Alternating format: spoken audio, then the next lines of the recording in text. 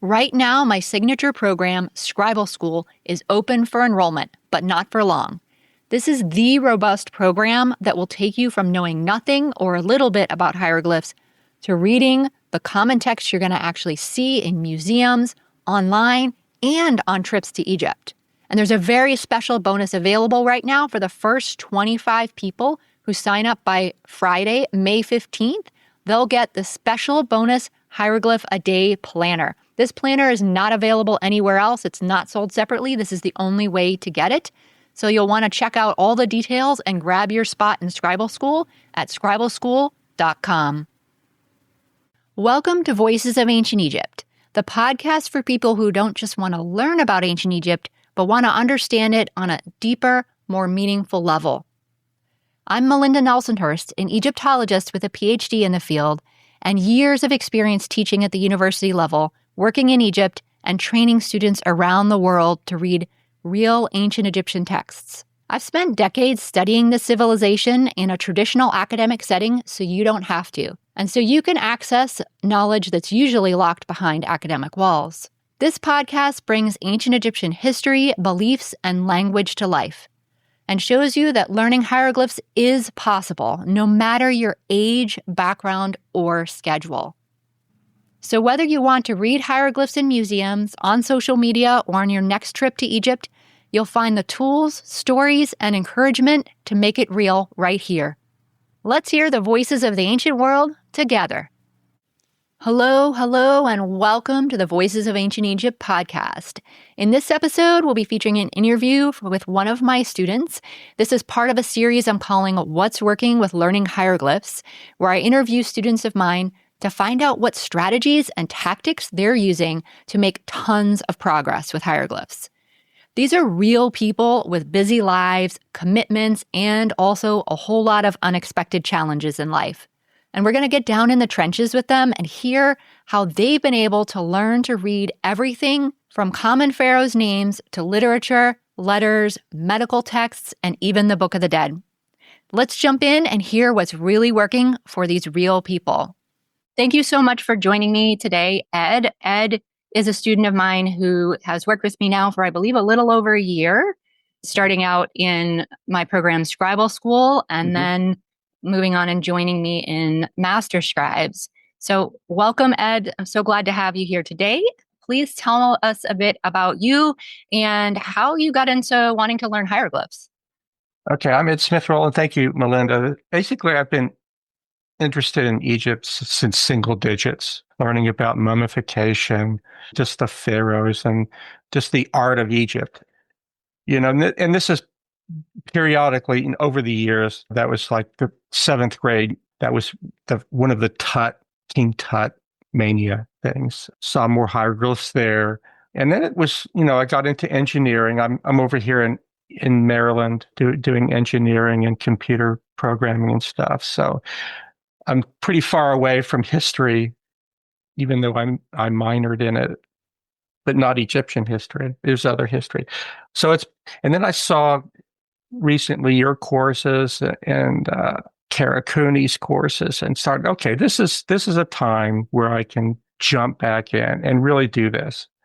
I wanted to connect directly with the literature and, as much as I can with the actual history.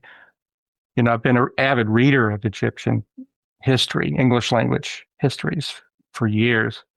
And now I wanted to really take a leap and really get into the primary literature, as they say, so I saw this chance and jumped. All right. Yeah, I love it. I think you've talked about before how, learning the language and reading it for yourself gives you so much more insight into the ancient Egyptians and the way that they thought and their beliefs and so forth. And I think you'd shared before that was sort of one of your motivations for getting into this too, to get back to that passion and learn more about their viewpoints and the so philosophies forth. And the sciences too, but just how they lived. For sure. So we've been working together for a while now. Like I said, it's been a bit over a year between both Scribble School and Master Scribes. So you've made a lot of progress during that time. Right. I mean, you're reading so many different things, but I'd love for you to start at the beginning, rewind the tape to tell us sort of where you were, before you joined Hmm. any of my programs, and what kind of problems did you run into with that, or Hmm. goals that you had that you were looking to reach or solve by joining? Okay, I did. I think before I started your scribal school, I was interested in hieroglyphics again. So I did the usual nerd thing, and I got the fattest hieroglyphic grammar I could find, which is Allen's third edition. It's got to be the latest, got to be the thickest. And I started to just jump into that. And I think I made it to chapter 2 or something, memorizing glyphs and stuff, and got bogged down. And I don't know where, I think it was through Kara's, like a podcast of hers, your school came up. I thought, okay, let me get some help. Let me get this organized and get some help. And that's kind of where I was at how I got into your course specifically was sort of escaping the thick textbook thing. So, Yeah, I think that's such a common experience. I have to mhm. say that was basically the same as how I started, although it was admittedly a earlier edition Yeah. of Alan. But I at the Mhm. same thing where I basically only got a couple of chapters in Yeah. and didn't really get deep into stuff until I was in a formal course in grad school, Yeah. really. And I know lots of other people in Master Scribes with us have also had that experience Mhm. because it's and some of them have shared, how different it is to do this versus a book. I was wondering what your perspective is on that in terms of like what's changed sort of between when you were working with the book and trying to make progress there versus when you've been in Scribal school and Master Scribes.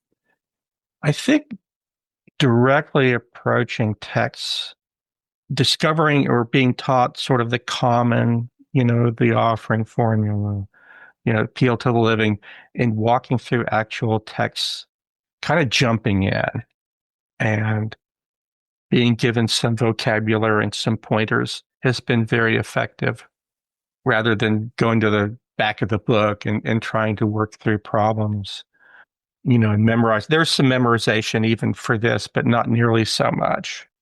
And it's more about repetition and habit forming and re-engaging with habits when you fall off the wagon in this course that has been useful. And I've had my ups and downs in terms of when I fell off, but it sort of re-engaging morning coffee and hieroglyphs is now a thing. And that sort of daily reinforcement. Even if I don't remember a thing, I know that I should remember it and I can look it up or giving myself a chance to flub up a little bit. Trusting myself, even if it'll probably, maybe this passage will be a little bit wrong, but trusting myself to get as much of it as I can before flipping to the end. That's a useful thing to learn in any field, really, honestly, math included. So, yeah, that's kind of what I've enjoyed about this relative to books. I think some guidance really helps here, you Mm-hmm. know.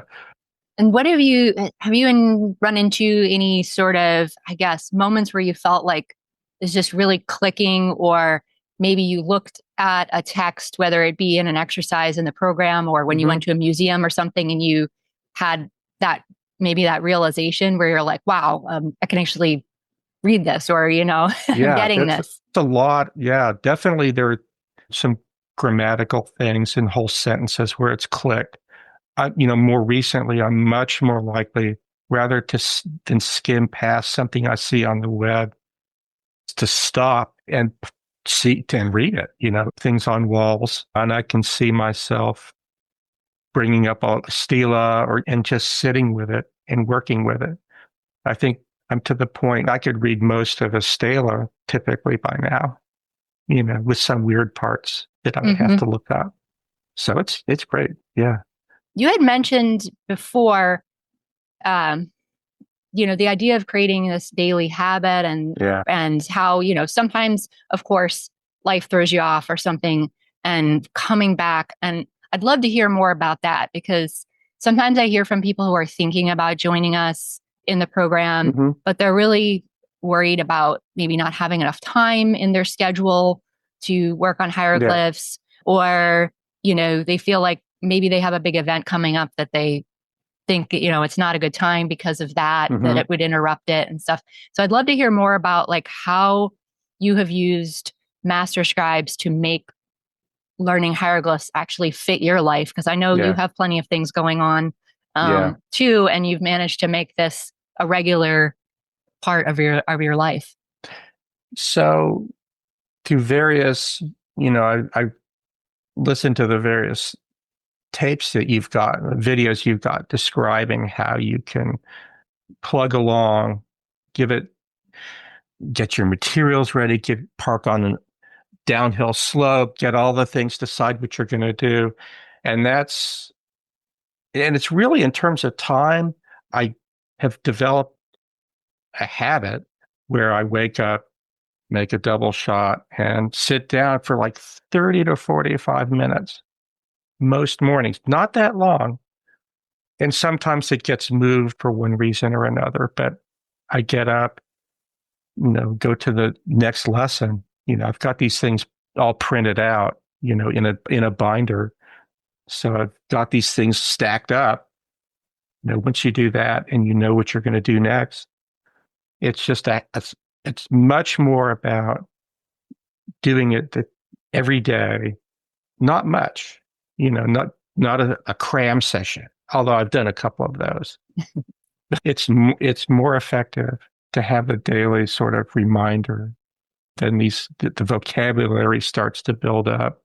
The word recognition gets better with that than with cramming. And that's sort of a general thing too. Anything in your life, whether it be hieroglyphs or maths or anything else, it's much more effective at daily practice. Yeah, it's kind of like the old expression, slow and steady wins the race, right? Yeah. You just sort of, it's not about like racing through it or cramming in tons of time, but really about just showing up repeatedly in whatever small chunks that you have.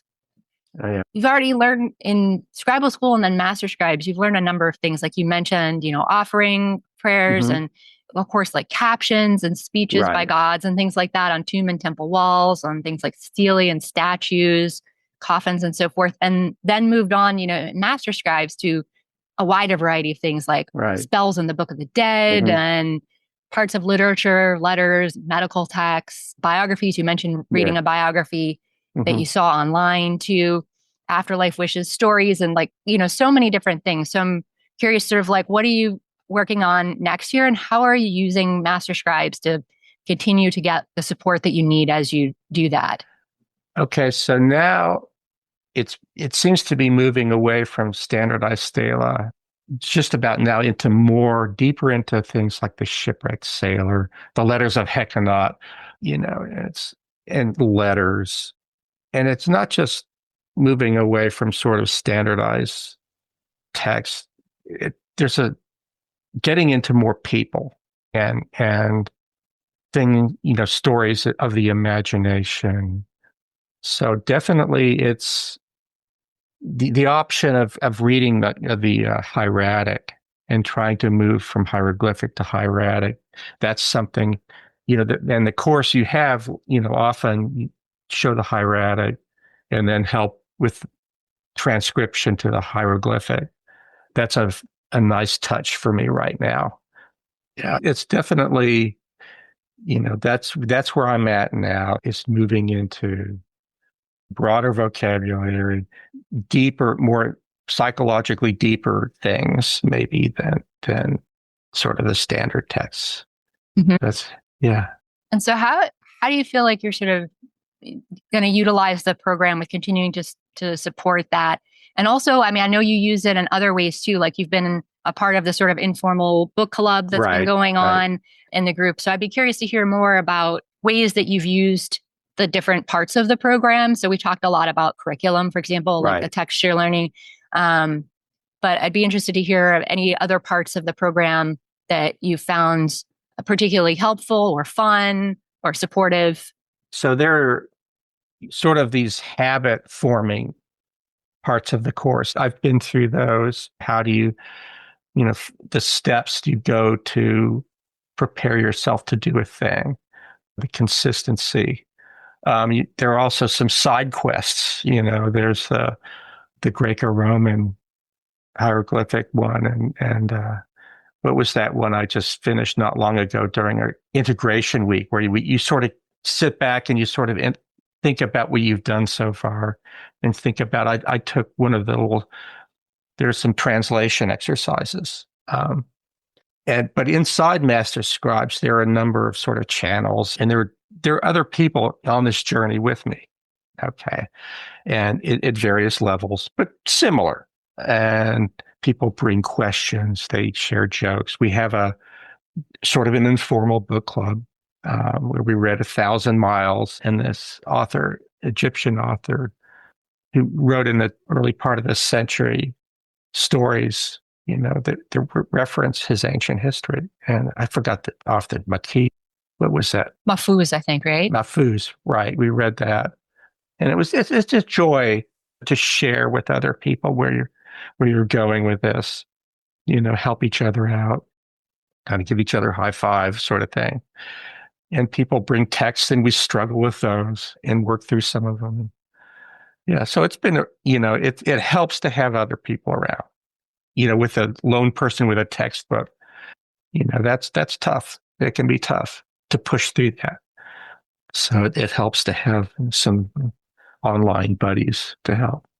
It's interesting that you bring that up, because I feel like sometimes people who want to learn hieroglyphs and they're sort of thinking about working with me, they're not sure they want to be in a group necessarily, because, sometimes they might feel like, oh, they just kind of want a standalone course that they can go through quickly or something like that. Yeah. Or they're the other extreme and maybe want one-on-one tutoring or something along those lines.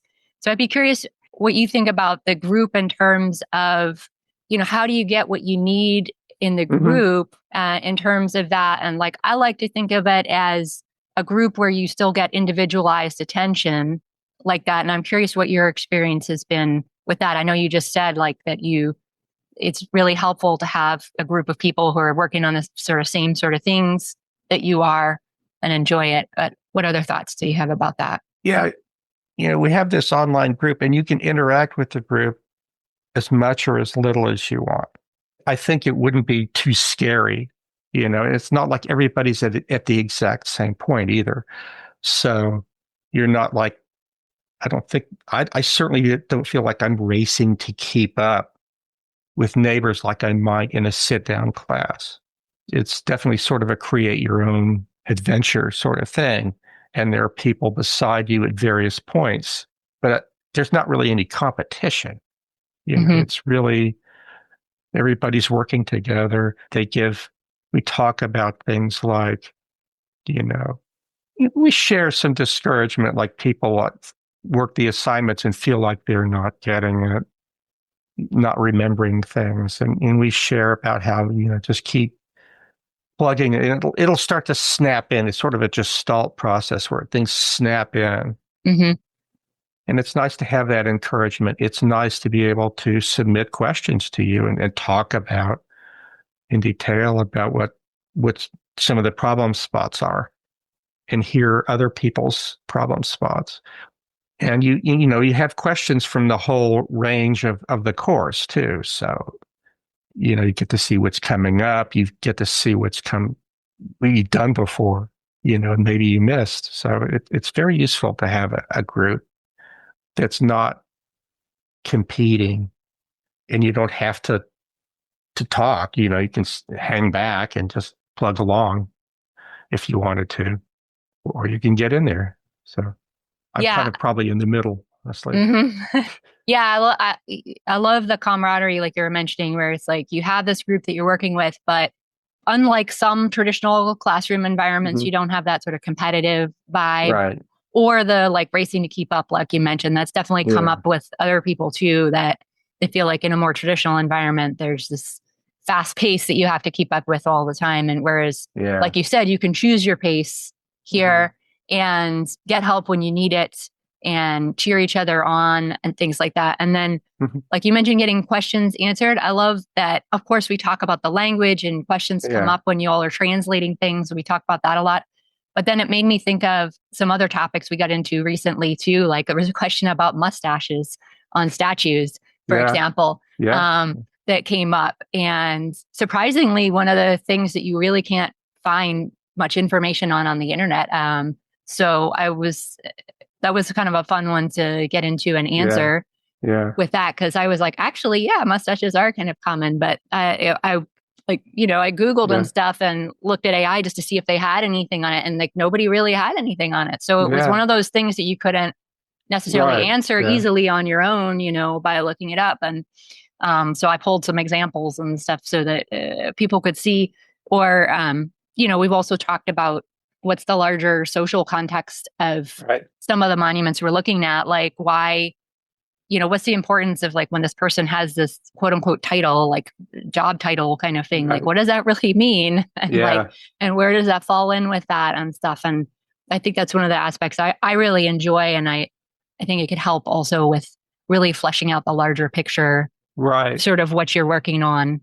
So I remember there was this a stela put together by this woman who is obviously, to me, a matriarch of a pretty large clan, and she, and you see these things. I guess it was some intermediate period and she had all her kids named, all these daughters and some sons.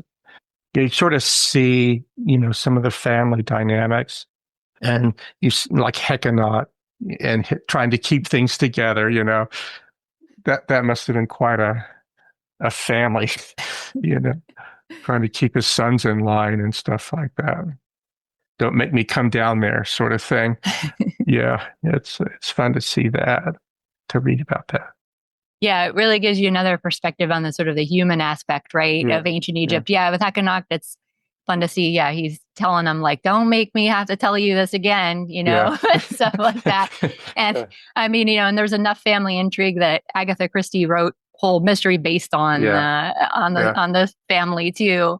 So it's fun to get into those ones that have those ain't that so much ancient color, and that's even inspired some modern literature too. So as we wind down, I wanted to ask you one other thing, which is, this next round coming up, a lot of times that I think there'll be a lot of people out there who are considering joining us in Master Scribes, but they're not really sure if they should take the leap, not sure if it's the right fit for them, or they're not sure it's the right time, and will it really work for them, that sort of thing.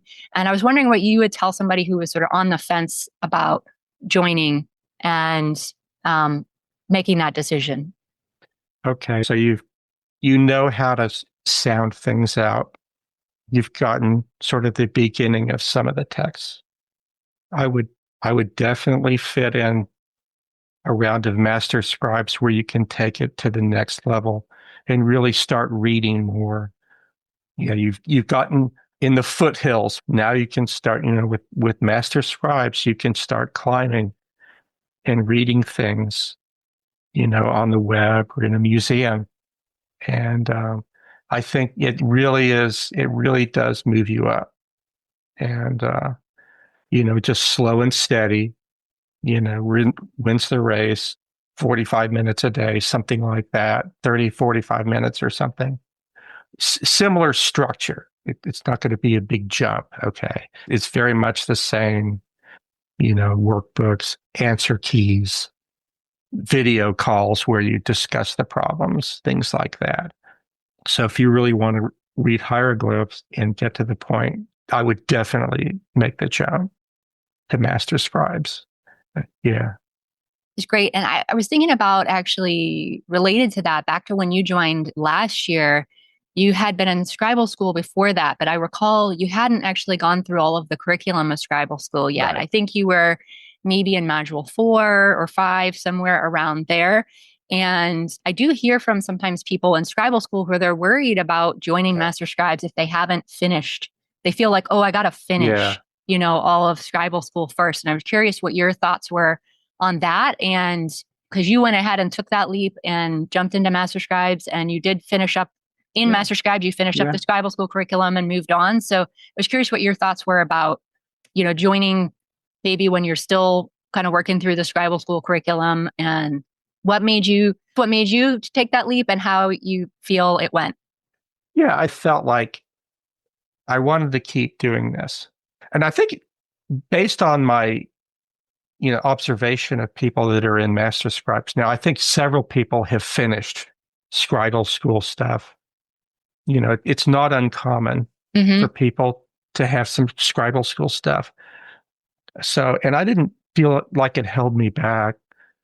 I started digging into Master Scribes, finished my Scribal School, got to 100%. And some people it's further. It's not like a hard and fast thing. It's sort of a continuum.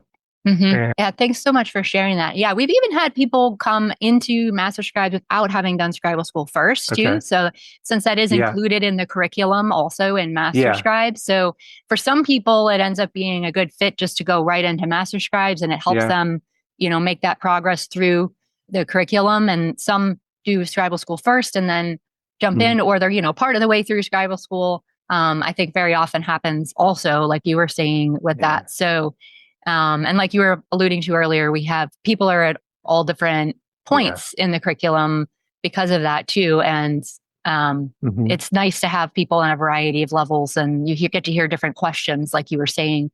One of the things we didn't talk about before when we're talking about group versus like one-on-one is you mentioned how you learn from the questions, right? Because you hear other people's questions that might be even things you've worked on in the past, but you sort of forgot about, or you didn't think to ask that question maybe at the time.